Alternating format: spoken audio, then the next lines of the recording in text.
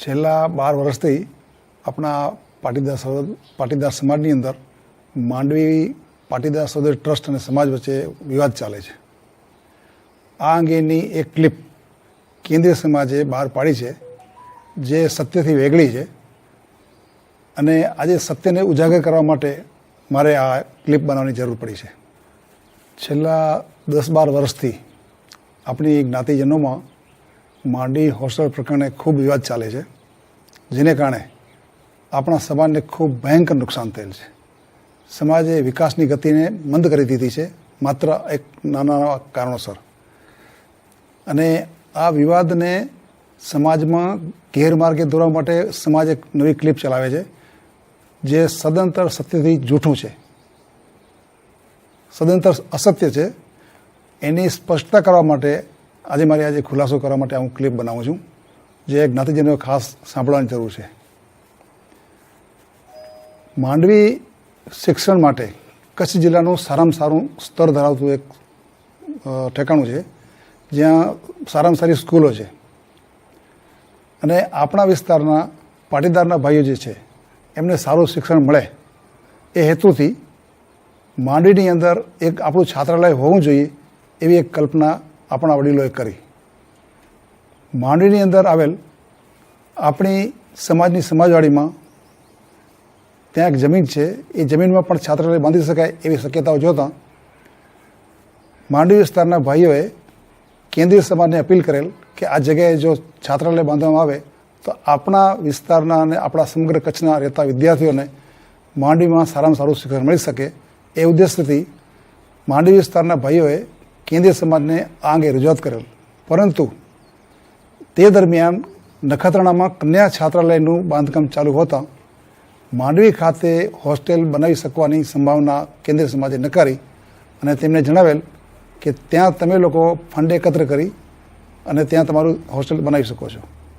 ત્યારે માંડવી વિસ્તારના ભાઈએ વિચાર્યું કે અહીંયા હોસ્ટેલ તો બનવી જ જોઈએ, કદાચ કેન્દ્રીય સમાજનો સપોર્ટ ન કરે તો કાંઈ વાંધો નહીં, પણ આપણે જો પાવર આપે ફૂલ તો આપણે ત્યાં બનાવી શકીએ. અને એ સંદર્ભમાં કેન્દ્રીય સમાજ પાસે અરજી કરેલ કે અહીંયા અમે બનાવવા માગીએ છીએ, અને એ પ્રમાણે એમણે કેન્દ્રીય સમાજે પૂરેપૂરા પાવર આપ્યા કે તમે ફંડ પણ એકત્રિત કરો, વહીવટ પણ તમે એનું ચલાવો અને સાર સંભાળ પણ તમે રાખો. અને એ અનુસંધાને ત્યાં નાનજી વેજી છાત્રાલયનું બાંધકામ કરવામાં આવ્યું, જ્યાં માંડવીના વિસ્તારના બધા ભાઈઓએ ફંડ એકત્ર કરીને એ વિદ્યાલય બનાવ્યું. દરમિયાનમાં આ વિદ્યાલય નાનું પડતા અને છોકરીઓ માટે પણ હોસ્ટેલ બનાવવાની જરૂર જણાવતા માંડવી વિસ્તારના ભાઈએ વિચાર્યું કે ચલો આપણે બીજી એક જમીન લઈએ.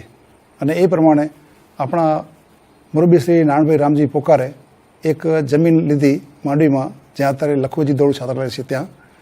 ત્યાં 7 લાખ રૂપિયાના ખર્ચે એ જમીન લીધી અને એ સમાજ પાસે રજૂઆત કરી કે મેં આ એક જમીન લીધી છે અને કેન્દ્રીય સમાજ આનું પેમેન્ટ કરે તો આપણે આ જમીન લઈ શકીએ. પરંતુ આ વખતે પણ કેન્દ્રીય સમાજે આ ફંડ આપવાની અસમર્થતા જાહેર કરી. ત્યારે નારણભાઈએ માંડવી વિસ્તારના ભાઈઓને અપીલ કરી કે આ ખરેખર લેવા જેવી વસ્તુ છે અને ખરેખર આપણા વિસ્તારના છોકરાઓ માટે, સમગ્ર પાટીદાર સમાજ માટે ખૂબ ઉપયોગી થશે, એટલે એ આપણે વસ્તુ લેવી જોઈએ. ત્યારે માંડવી વિસ્તારના ભાઈઓ જે મુંબઈ વસે છે મેન, એમણે બધા ભેગા થઈને ફંડ કરી અને આ જમીન લીધી. અને આ જમીનનો દસ્તાવેજ શ્રી કચ્છ કડવા પાટીદાર માંડવી નિર્માણ સમિતિના પ્રમુખ અને મંત્રીના નામે આનો દસ્તાવેજ કરવામાં આવ્યો. આ છે એ દસ્તાવેજની કોપી, જે કોપીમાં માંડવી વિસ્તારના નિર્માણ સમિતિના પ્રમુખ અને મંત્રીના નામે આ દસ્તાવેજ થયેલ છે. આ પ્રોપર્ટીની અંદર કેન્દ્રીય સમાજે ફંડ પેટે એક પણ પૈસો આપેલ નથી, દરેક પૈસો માંડવી વિસ્તારના ભાઈએ આપેલ છે. હવે આ જમીન જે ખરીદ કરવામાં આવી, ત્યાં હોસ્ટેલ નિર્માણ માટે પણ પૈસાની જરૂરત પડતા કેન્દ્રીય સમાજને અપીલ કરવામાં આવી, પણ કેન્દ્રીય સમાજે રેગ્યુલર પૈસા આપવા માટેની અસમર્થતા વ્યક્ત કરી. ત્યારે માંડવી વિસ્તારના ભાઈઓએ ભેગા મળી અને આ છાત્રાલયનું નિર્માણ કર્યું. અને આ નિર્માણ કર્યા પછી આ જ છાત્રાલયમાં સ્કૂલ શરૂ કરવી જોઈએ એવું નક્કી કર્યું. એનું કારણ એ છે કે માંડવીમાં એજ્યુકેશનનું પણ બહુ સારું હોય. હવે બહારથી આવતો વિદ્યાર્થી, માનો કે દાયા પરથી કોઈ વિદ્યાર્થી આવે છે, એને આપણે માંડવી હોસ્ટેલમાં એડમિશન આપી શકીએ, પણ સ્કૂલમાં એડમિશન ના આપી શકાય, કારણ કે સ્થાનિક લોકોને પહેલી એડમિશન આપવું એવું ત્યાં નક્કી કર્યું. એટલે આપણા વિદ્યાર્થીને જે અહીંયા હોસ્ટેલમાં સગવડ મળે પણ સ્કૂલ ન મળે તો સ્કૂલ પણ આપણે બનાવવી જોઈએ એવું નક્કી કરવામાં આવ્યું અને આ અનુસંધાને જિલ્લા શિક્ષણાધિકારીને અરજી કરી અને જિલ્લા શિક્ષણાધિકારી પાસે અરજી કર્યા પછી એવું જાણવા મળ્યું કે તમારી જે નિર્માણ સમિતિ છે એ તો અસ્થાયી સમિતિ છે, એટલે કોઈ પણ સ્કૂલને ચલાવવા માટે તમારે સ્થાયી સમિતિ હોવી જોઈએ અથવા સ્થાયી રજિસ્ટર્ડ ટ્રસ્ટ હોવું જોઈએ. એટલે આ અનુસંધાને સ્થાયી રજિસ્ટર્ડ ટ્રસ્ટ કરવું એવું નક્કી કરવામાં આવ્યું અને પાટીદાર સહોદય ટ્રસ્ટની રચના કરવામાં આવી. હવે આ પાટીદાર સહોદય ટ્રસ્ટની રચના કર્યા પછી આની જે પ્રોપર્ટી હતી એને તો ટ્રસ્ટમાં ટ્રાન્સફર કરવી જ પડે, એટલે તલાટી પાસે એની એપ્લિકેશન કરવામાં આવી, તલાટીએ એને મંજૂર કરી, ત્યાર પછી મામલતદાર પાસે એને અરજી કરી, એણે પણ એને મંજૂર કરી. એવી રીતે નગરપાલિકામાં આના નામે જ ઓલરેડી ટ્રાન્સફર થઈ ગઈ સર્વોદય ટ્રસ્ટના નામે. હવે જેવી આ વસ્તુની કેન્દ્રીય સમાજને જાણ થઈ એટલે કેન્દ્રીય સમાજે આ એન્ટ્રી તમે ખોટી રીતે પાડી છે એવો દાવો કરીને ડેપ્યુટી કલેક્ટર મુન્દ્રાને રજૂઆત કરી. ત્યારે ડેપ્યુટી કલેક્ટરે બધા દસ્તાવેજો ચકાસતા એને એમ લાગ્યું કે આ એન્ટ્રી તો બરાબર છે, એટલે એની અરજી એને ખારીજ કરી. અને જે ખારીજ કરી એની કોપી પણ આ રહી છે, આ હું તમને બતાવું છું. આ ડેપ્યુટી કલેક્ટરે જે હુકમ કર્યો છે એની કોપી. ત્યારબાદ આની સામે કેન્દ્રીય સમાજે કચ્છ કલેક્ટરને અરજી કરી એની વિરુદ્ધમાં. ત્યારે કચ્છ કલેક્ટરે પણ આ બધા દસ્તાવેજો ચકાસ્યા અને ડેપ્યુટી કલેક્ટરે જે કંઈ મંજૂરી આપી હતી એ ડેપ્યુટી કલેક્ટરની મંજૂરીની પણ એને માન્ય રાખી. એ જે કલેક્ટરે જે હુકમ આપ્યો છે એની કોપી પણ આ છે.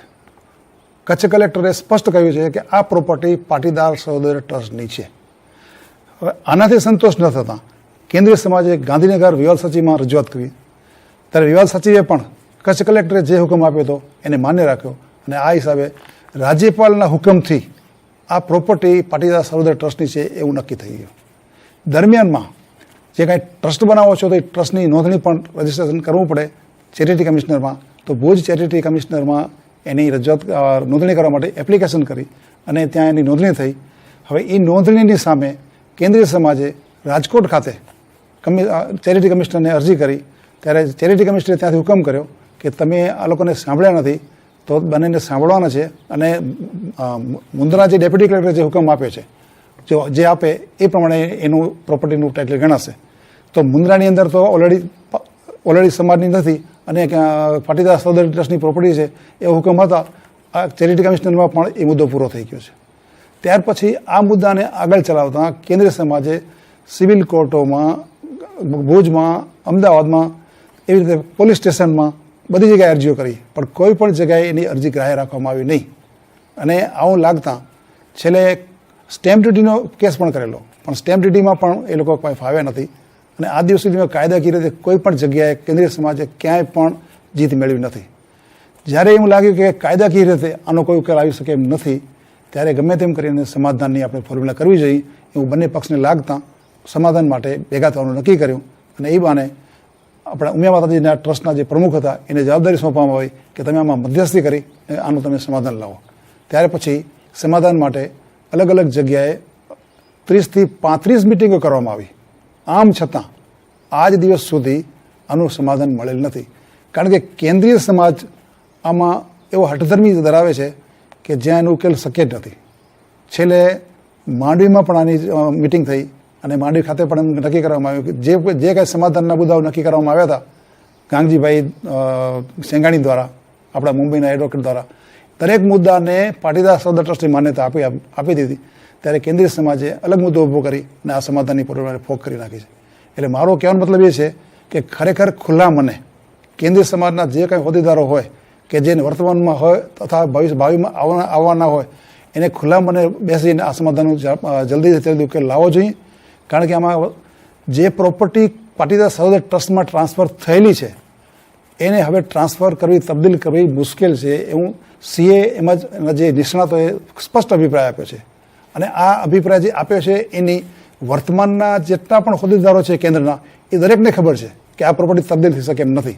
આમ છતાં આ સમાધાન માટે શું કામ રાજી થતા નથી એ અમારી સમજણમાં આવતું નથી. એટલે મારી દરેક પક્ષે મારી વિનંતી છે કે આનું ગમે તેમ કરીને સમાધાન લાવો. કારણ કે સમાધાન કર્યા પછી આપણે વિકાસની દિશા ખુલશે. છેલ્લા 12 વર્ષથી આ પ્રશ્ન ઉકેલવા વગર પડ્યો છે. આજની તારીખમાં માંડવીમાં છાત્રાલયમાં ત્યાં છાત્રાલય સારામાં સારું ચાલે છે. તમે કોઈ પણ વિઝિટ કરી શકો છો ત્યાં. આજની તારીખમાં 650 વિદ્યાર્થીઓ ત્યાં ભણે છે. અને જે હેતુ માટે એ છાત્રાલય સ્કૂલનું બાંધકામ કરવામાં આવ્યું હતું એ હેતુ ત્યાં આજની તારીખમાં ચાલુ છે. એટલે મારી આપ સૌને વિનંતી છે કે ખરેખર સાચી વસ્તુ જુઓ અને કોઈને પણ આ અંગે શંકા હોય તો આના જે ઓરિજિનલ ડોક્યુમેન્ટ જે છે એ પણ સર્વોદય ટ્રસ્ટમાં તમે જોઈ શકો છો. ધન્યવાદ. અત્યારે કેન્દ્રીય સમાજ પાટીદાર સર્વોદય ટ્રસ્ટના મુદ્દાને લઈને દરેક ઝોનમાં એક ક્લિપ ફરાવે છે. પહેલાં પબ્લિકને એક ક્લિપ બતાવે અને પછી આપણા પ્રમુખશ્રી એના ઉપર વિવરણ કરે છે. એ ક્લિપમાં એમ કહેવામાં આવ્યું કે અમે 30 લાખ રૂપિયા લોન આપી હતી માંડવી પાટીદાર સર્વોદય ટ્રસ્ટ આપણી હોસ્ટેલને, ને એ પણ પાછી આવી ગઈ છે. આ મુદ્દાને લઈને મુંબઈ ઝોનમાં ખૂબ ગહન ચર્ચાઓ થઈ. એમાં મારે ભાગે અને મોરબી બાબુભાઈ ગાંગજીભાઈને ભાગે પણ આ મુદ્દો આવેલો.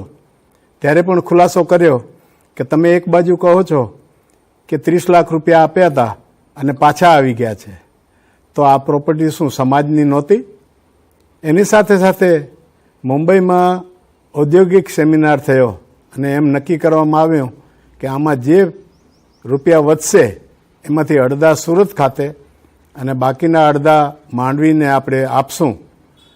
એ રૂપિયા સુરતને 25 લાખ રૂપિયા આપવામાં આવ્યા અને માંડવીને 20 લાખ રૂપિયા આપ્યા. સુરતના રૂપિયા પાછા લેવામાં ના આવ્યા કારણ કે નક્કી જ કર્યું હતું, પણ માંડવીથી 20 લાખ રૂપિયા 2 હપ્તે 10-10 લાખના કરીને પાછા લેવામાં આવ્યા. તો શું આ પ્રોપર્ટી આપણી સમાજની નહોતી? અમે આજે પણ કહીએ છીએ અને મુંબઈની મિટિંગમાં પ્રમુખશ્રીને પણ કહ્યું હતું અમે સમાધાન કરી દેવા તૈયાર છીએ, પણ તમે એક બાજુ સંપ્રદાયનો મુદ્દો ઊભો કરી અને એમ કહો છો કે આવી એઠી પ્રોપર્ટી અમને જોઈતી નથી. હું તમને એ પૂછવા માગું છું, એના ઉપર નામ જ આપણું સતપંથી ભાઈનું છે, તો એ આપણે પ્રોપર્ટી ધારો કે પ્રોપર્ટી ચોખ્ખી કરશું ને આપણે નામે કરશું તો શું નામ બદલશે? એટલે મારી એક કરબદ્ધ પ્રાર્થના છે, મુંબઈમાં પણ મેં કહેલું કે આપણી સમાધાનની પ્રક્રિયામાં જઈએ અને માંડવીમાં જે મુદ્દા ઉપર આપણે સમાધાન કરી લીધું હતું એમાં તમે સમાધાન ન થાય એવો મુદ્દો ઝોન સંસ્થા ચલાવે એ મુદ્દો મૂકીને એમાં આપણે સમાધાન કરી શક્યા નથી. મારે પ્રમુખશ્રીને એ પૂછવાનું છે કે હિન્દુસ્તાનની કઈ સંસ્થા ઝોન ચલાવે છે અને ઝોન આપણું બંધારણીય કાયદેસર નથી એ તમને પણ ખબર છે અને આ પૂરી સમાજને ખબર છે. મારી કરબદ્ધ પ્રાર્થના છે કે આ વિવાદને આપણે સમાધાન કરીને પૂરો કરીએ અને આપણી સમાજમાં દરેક સંસ્થાઓમાં આપતા ચૂંટણીઓમાં અથવા તો નવી બોડી બદલે ત્યારે આપણે આ મુદ્દા ઊભા કરીએ અને સમાજને ગેરમાર્ગે દોરીએ, એ પ્રક્રિયા બંધ થવી જોઈએ. પ્રમુખશ્રી, આપ કહો છો પાટીદાર સર્વોદય ટ્રસ્ટમાં સતપંથી ભાઈઓ છે એટલે આવી એઠી સંસ્થા જોઈતી નથી, પણ કેન્દ્રીય સમાજમાં પણ 3200 થી 3500 મેમ્બર આપણા સતપંથી ભાઈઓ છે, તો એ રીતે એ પણ એઠી સંસ્થા જ છે. હવે હું તમને એ કહેવા માગું છું કે આપણે અખિલ ભારત સમાજ જે સંસ્થાઓ ચલાવે છે એની સાથે પાટીદાર સર્વોદય ટ્રસ્ટ સંસ્થા ચલાવે છે એનું આપણે જાતે જઈને નિરીક્ષણ કરીએ તો આપણને ખબર પડશે કે માંડવી વિસ્તારના ભાઈઓ જે સંસ્થા ચલાવે છે એનું સંચાલન સુચારું ચાલે છે. તો આપ એ ધ્યાને રાખીને આગળ વધશો.